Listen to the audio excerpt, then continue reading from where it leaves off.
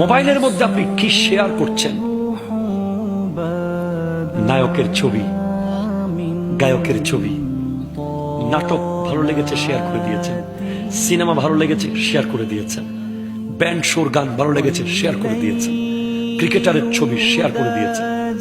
কিন্তু ফেসবুকের পাসওয়ার্ড কাউকে দিয়ে ওসিয়ত করে যান নাই যে আমি মরে গেলে আমার আইডিতে ঢুকে এগুলো ডিলিট করে দিও। আপনি মরে যাবেন, কিন্তু আপনার ফেসবুকে আজীবন এই গুনার জিনিসগুলো চলতে থাকবে। সেজন্য আজকের মাহফিল থেকে গিয়ে মোবাইলের যেদিন থেকে ফেসবুক খুলেছেন সেদিন থেকে আজ পর্যন্ত যত অন ইসলামিক বিষয় শেয়ার করেছেন সব ডিলিট করতে হবে। ঠিক না কথা বলেন?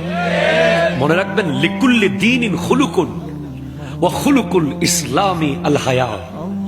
প্রত্যেক ধর্মের একটা স্বভাব আছে, ইসলামের স্বভাব হলো লজ্জা। লজ্জা, লজ্জা।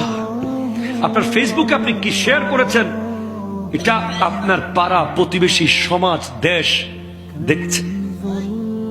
আর আমাদের সমাজে এমন কিছু বীর পুরুষ আছে বিবির ছবি ফেসবুকে দেয়। আমার বক্তব্যের বিষয়ের শেষে আছে নারীর পর্দা। নারীর পর্দার ওয়াজ করার আগে স্বামীর পর্দার ওয়াজ করা দরকার।